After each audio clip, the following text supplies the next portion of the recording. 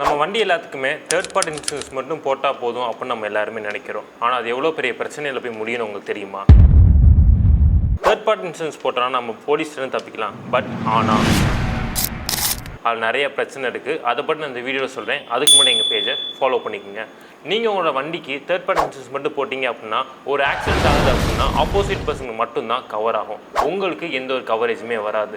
Accident அப்படின்றது எதிர்பாராமல் நடக்கிறது. அதில் நமக்கும் பாதிப்பு இருக்குது, ஆப்போசிட்டில் வரவங்களுக்கும் பாதிப்பு இருக்குது. அவங்களுக்கு கவர் ஆகிட்டு போயிடும். உங்களோட வண்டிக்கு டேமேஜ் ஆகுது, உங்களுக்கு எதுவும் பிரச்சனை ஆகுது அப்படின்னா உங்களுக்கு கவர் ஆகவே ஆகாது. வெறும் ஒரு 100 ரூபாய் 200 ரூபாய் 500 ரூபாய் கம்மி ஆகுதுன்னு சொல்லிட்டு நிறையா பேர் தேர்ட் பார்ட்டி இன்சூரன்ஸ் மட்டும்தான் போடுறாங்க. ஃபுல் இன்சூரன்ஸ் போட்டுக்குங்க.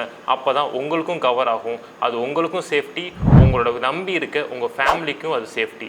ஸோ இன்சூரன்ஸ் போடும்போது ஃபுல் இன்சூரன்ஸ் போடுங்க. ஸோ உங்களுக்கு எதுவும் உங்கள் வெஹிக்கிளுக்கு இன்சூரன்ஸ் போடணும் அப்படின்னா கரன்சி கேர்ட்டை காண்டாக்ட் பண்ணுங்கள்.